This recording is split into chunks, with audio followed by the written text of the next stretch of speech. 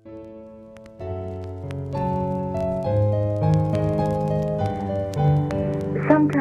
the work is so, you try to be true. You feel sometimes it's on the verge of a kind of craziness, but it isn't really craziness. It's really getting the truest part of yourself out, and it's very hard, I mean, it's not easy, let's say. And yet it can be very simple at the same time.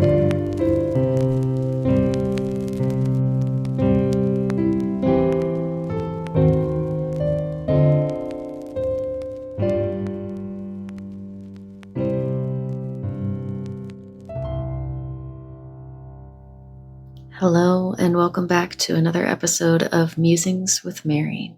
I am Mary Muse, your host, and today we're talking about politics. I know I might scare some of you away immediately with the title of this episode, let alone the announcement that we're going to be talking about politics, but that's kind of the point. I think this episode has been a long time coming, and I've been hesitant to make it, but I think deep down I've really been wanting to dedicate an episode to politics and the concept of politics and the way that politics influences our lives, whether we realize it or not. And the way that we have learned to avoid politics because of the friction that it creates. And how we are coming into an era of humanity where politics will not be something you can ignore for any longer. I've seen the quote being shared around on socials a lot. So it goes something like, "Oh, I don't do politics." All right, baby, well, politics is going to do you pretty soon here. So I'm just going to kind of free flow as I have been doing for these last few episodes. We'll see if I need to edit anything out, but I'm going to try not to. I think the biggest reason why I haven't had an episode where I just talk about my opinions and my viewpoints in politics is because I am definitely afraid of saying the wrong thing. I am not an expert by any means, but I am someone that tries to stay informed. I was not always someone that did that. I was a person that avoided politics for a lot of my life. And there are various reasons that I did that. Some of which were that I've had times in my life where I misspoke or I was uneducated on something, and I inadvertently ended up hurting the people that I wanted to help. And I have done a lot of learning, a lot of growing, a lot of deconditioning since then. And I think that it's time for me to stop being afraid of speaking out about these things. If you do follow me on my socials, you'll know that I'm not shy about politics. I do repost and reshare a lot of political takes from people more knowledgeable than I. And that's been my comfort level in the past, is just reposting information and inspiration from other people that seem to have it together. But I think that that's kind of the reason why so many of us are afraid, and like the entry point to talking about politics seems so like intimidating to most people. Is because we're all afraid of saying the wrong thing and getting lashback from that. There is a reason that I'm talking about this on my podcast as opposed to on a social media platform. But I know that the people that do listen to this will resonate with it, or at least I hope that you will. And I think it's important for us to destigmatize talking about politics. If you're a millennial like me, you probably grew up at the dinner table learning that we don't talk about politics. That seemed to be a cultural phenomenon for us, in that our boomer parents kind of decided that it was an uncouth thing to talk about in mixed company. And I think that did us all a disservice to be so indoctrinated into believing that politics are not important or that they are something that should be secret. I do believe that everyone has the right to vote who they want to vote for and everything, and you shouldn't have to advertise exactly what you vote for, I guess. But I'm kind of iffy on that, to be honest, because we're at a point in our country, in the US, where we're having a lot of reckoning going down. And what I mean by that is that many of us are waking up to the fact that this country is not the country we were told it was. And this is not something super new for me. I've never been a patriot. I've never been someone that was really proud to be an American. Although the song is running in my head now after years and years and years of hearing it played at school. But I've never been proud to be an American, especially after learning the little bit of American history that we did learn. Our country was built on colonial genocide, and that's the facts. We were built through the trading and the trafficking of human beings. And we took this land from people who had been here for eons before us. And we've done many, many, many other things within our short history that are truly, truly evil to people within our own country and to many people outside of our own country. We're not the good guys that they have taught us about. Certainly we're not all bad, and our entire history is not all bad, but a majority of it is, guys. I think the sooner we wake up to the fact that we have been a system and a tool of oppression for anyone not white and anyone not male, the sooner we can reckon with the fact that it's time to change. It's time to really break down the systems that we have come to know and to get back to the pillars of community and resource sharing. And we can't really do that without recognizing that even if the things that are happening right now are not affecting you directly, they will affect you. It will come for you. The fascist machine that is growing in our country will come for you eventually. I am not here to center myself, but I do want to give my viewpoint as a sex worker.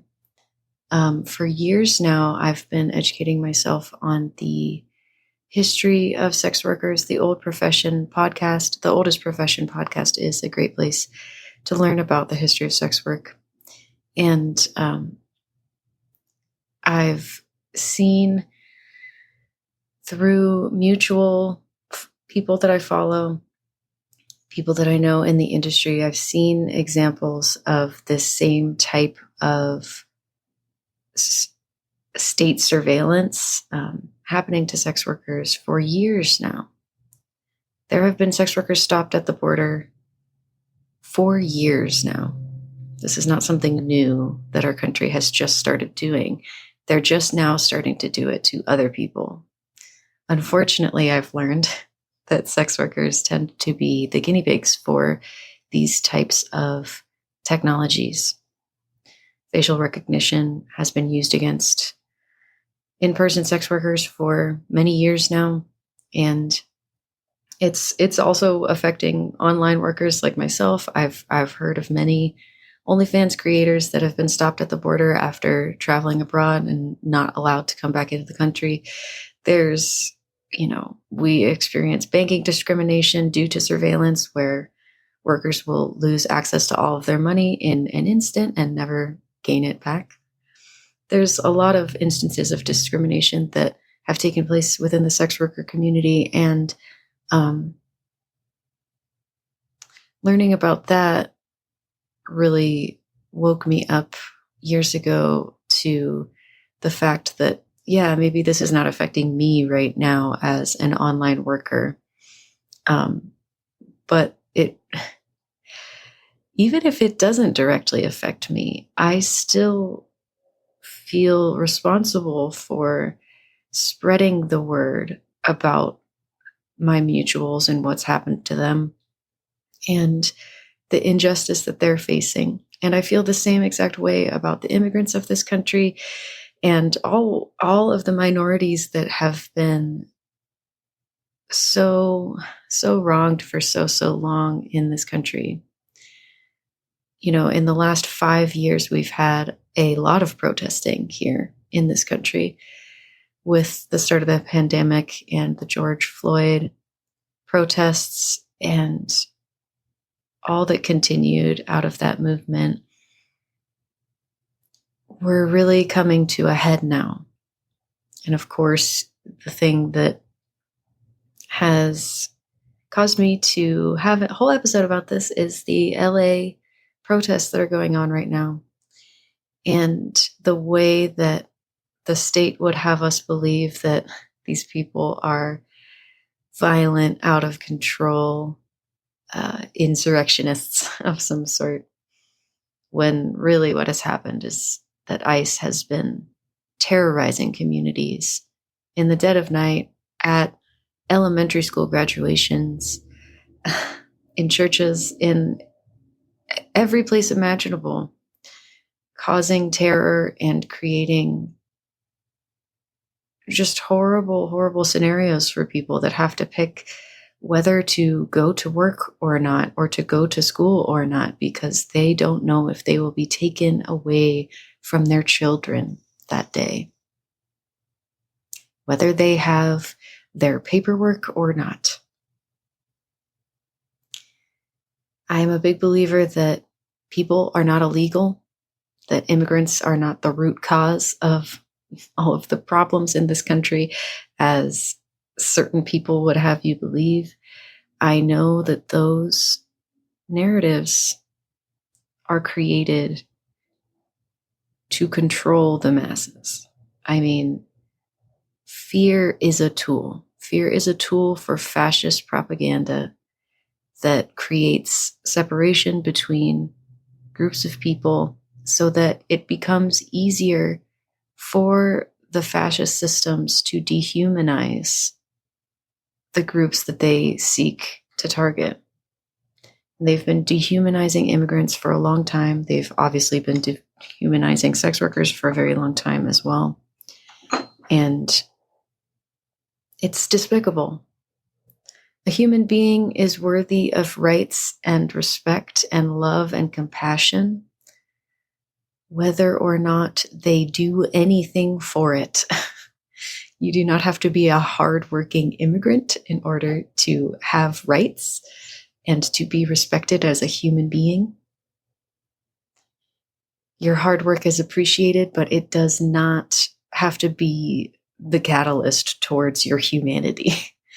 I hate that I've been seeing people that mean well saying things like, all these hardworking immigrants, okay, let's stop focusing their work, because they are just people that deserve our help and support, regardless of whether they are able to work hard.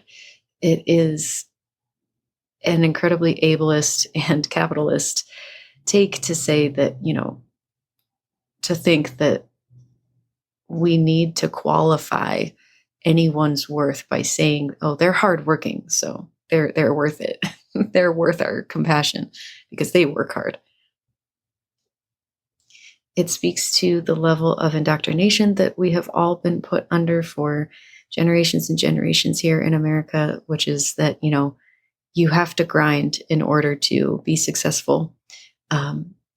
And I sincerely hope that In my time here on Earth, I will be able to see the significant change of this country away from capitalism and towards a much more community-oriented system.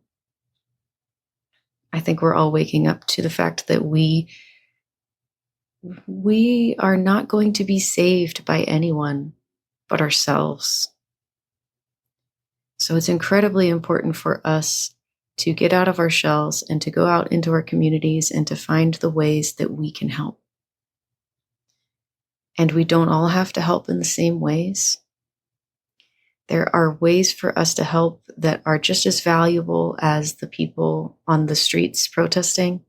If protesting is not something that you are comfortable doing, or if you're not physically able to, it is okay for you to find other ways to support the movement. And it's very needed. If you have extra money, you can donate your money. If you have extra time, you can donate your time. If you have helpful skills, you can use your skills to help the people in your neighborhood. And it really does start with your neighborhood. It starts as soon as you find the ways, the systems in place, because there are systems in place in your community, I promise.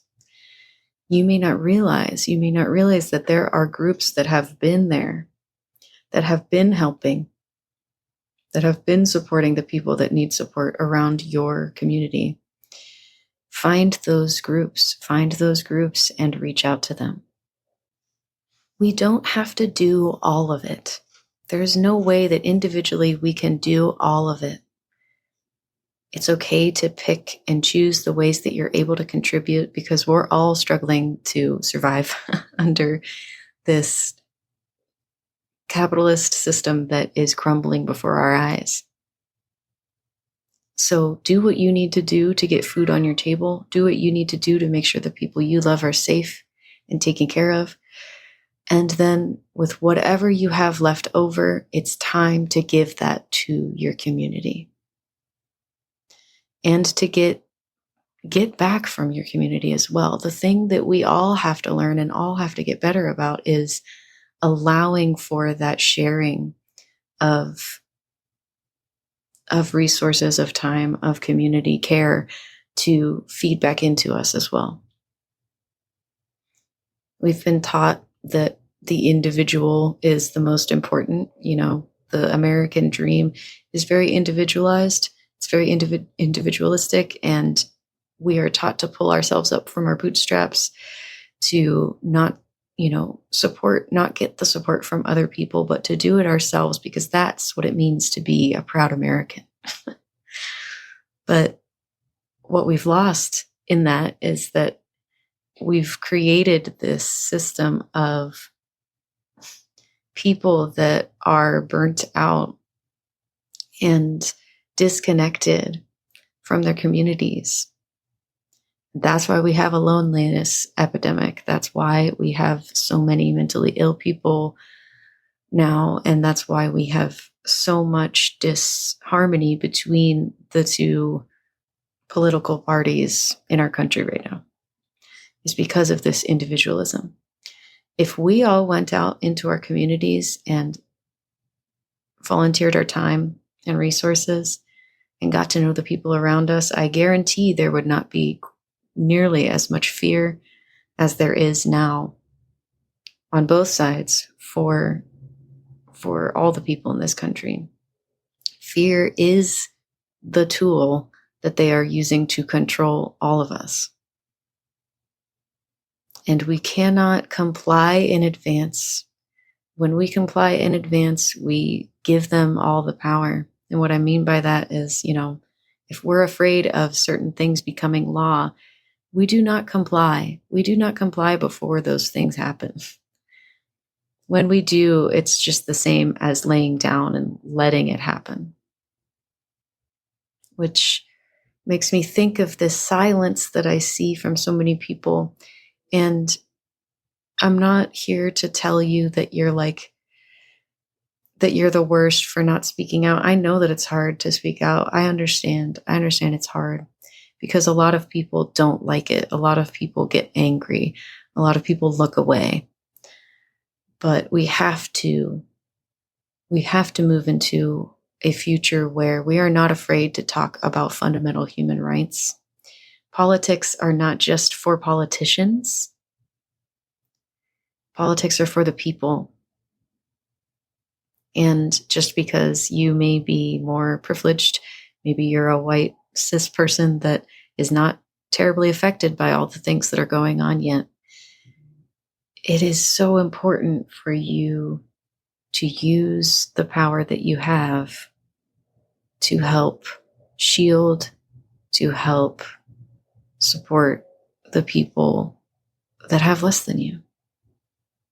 And it's not to say that you have had a charmed life or that you haven't struggled in your life.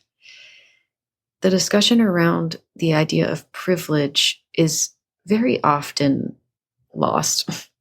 The point is lost. We really lose sight of what it actually means when we talk about that because our ego gets in the way. And in my journey, in my early 20s, of realizing the privilege that I do have as a white cis appearing woman, it was hard for me to accept that at first because, I don't know, white fragility is a real thing. We don't want to be complicit in these bad things, right? Especially if we're not racist or if we aspire to not be racist. But this ego getting in the way really only stops us from being the allies that we think we are. If you're not able to put yourself aside and to understand that your whiteness does actually create a certain amount of complicitness, because it gives you that ability to stay silent. It gives you that ability to not worry as much as the other communities that are affected by the goings on in this country.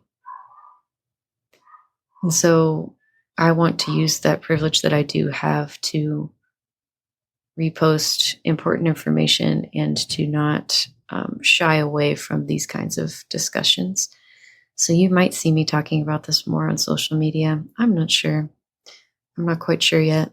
And I have no idea how this episode is going to sound when it comes out. I feel like I just rambled all over the place, but it's just near and dear to my heart right now. It wouldn't have felt right for me to have another episode about something else, especially as a person that's talking about a lot of spiritual stuff on this podcast. There are so many spiritual creators that preach love and light, that ignore the injustices happening around the world. Not just in our country, but in other countries. The flotilla boat that was intercepted by Israel in the international waters on their way to provide aid for the starving people of Gaza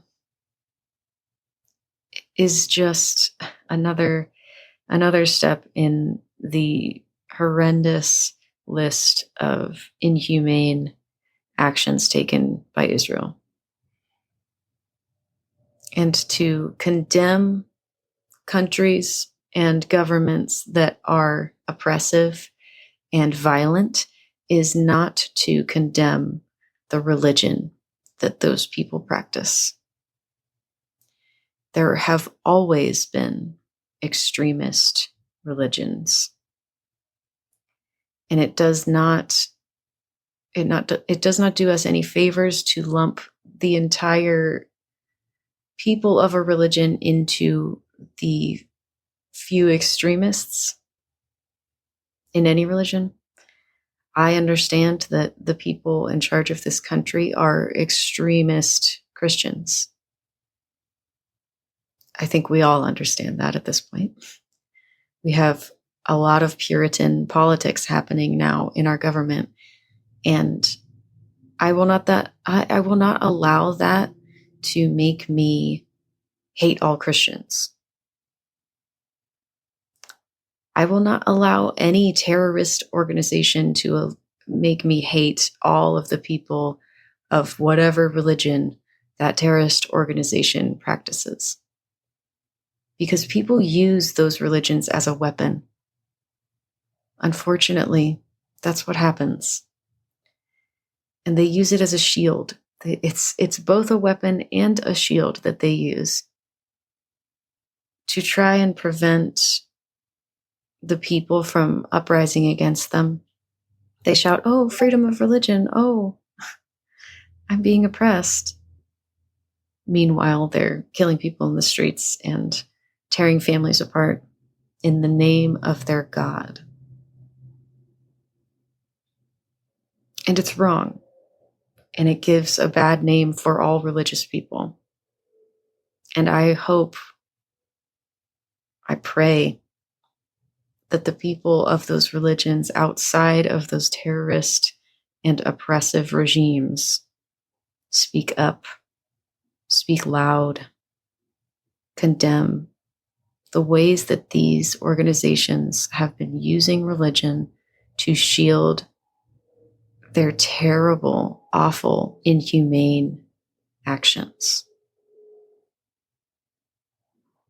It would not be right for me to come on here and talk about a little spiritual topic on this podcast without mentioning what's going on in the world. I've got an Aquarius moon, guys. These things are heavy on my heart. And I know I'm just one person. I know you're just one person. But together, if all of the people in this earth did one thing to help their community every day, our world would change in an instant. If we all recognize the power of the individual to create change in the collective, things would change much quicker than they have been, because we are all so disempowered to believe that we cannot possibly do anything that would make a difference, because it's such a large issue that we're facing on all fronts. And I understand having lost hope. I understand, because I've faced that in my own life with the legislation that people in my industry have been facing for years. I understand what it feels like to feel hopeless, but that's exactly what these oppressive regimes want, is to take our hope away. And that's why it's so important for us not only to resist by contributing to the helpful systems around us within our communities, but to also remember to rest and to experience joy in our lives, and to use joy as a form of resistance, because all they want is for us to be quiet and complacent, and for us to continue on loving and living and laughing and participating in the light within our communities is resistance. It is a valuable part of resistance. So don't forget to do those things while you stand up for what's right. It's okay to have both. The real important thing to remember in all of this is that all of it is important. You cannot just focus on rest and never do anything and call it resistance. If you're only resting and avoiding and ignoring what's going on in the political sphere, I'm so sorry, but your rest is not resistance in that case. But if you are doing what you can, contributing in the ways that you are able, with the spoons, with the energy that you have, and you are also remembering to rest in between those actions that you take, that is resistance. That is a part of resistance. And you better be looking for the happy moments and love and care from your surroundings amidst all of it, because we need all of it to thrive. There have been many, many points in American and world history where resistance movements have been sustained by those three things. We have to learn from the past, learn from the experts, learn from the minorities that have been fighting for a long time against these white supremacist Christian nationalists in our country. I've promised in previous episodes that I would talk about the patriarchy, but I think I'll save that for another episode, because I have been learning more about matriarchy and the difference between patriarchy and matriarchy, and what we are really aiming for in the future with this building of community, and how it differs from the patriarchal, individualistic society that we currently live in now. And I will talk about that in the future. But for now, I'll leave you with all that's been said here in this episode. I know this was a serious one. I want to thank you for listening, because I think it's really important for us to talk about this stuff and to not shy away from it, because that's exactly what they want us to do. They want us to be numb. They want us to be silent. And the sooner we do that, and the more we do that, the more we allow them to win. We are in a war of narratives right now. Information is so important, and the more that we can spread true information, true stories, true narratives from the people on the ground right now in the midst of these protests, the more that we can take back the false narrative that immigrants are the devil and they're the cause to all your problems. Because it's just not true. And we have to hold on to the truth, which is that we are all deserving of rights and respect and compassion and care and protection. So, thank you for listening, and I will see you guys in the next episode. You can visit xoxo.com to see all of Mary's links. Make sure to subscribe to the podcast on all your favorite listening platforms. And if you feel inclined, leave a 5-star review for us. Musings with Mary is listener sponsored, so if you'd like to support the podcast, please check out our Patreon. Shout out to all our current patrons. Thank you so much for the support. We'll see you in the next episode.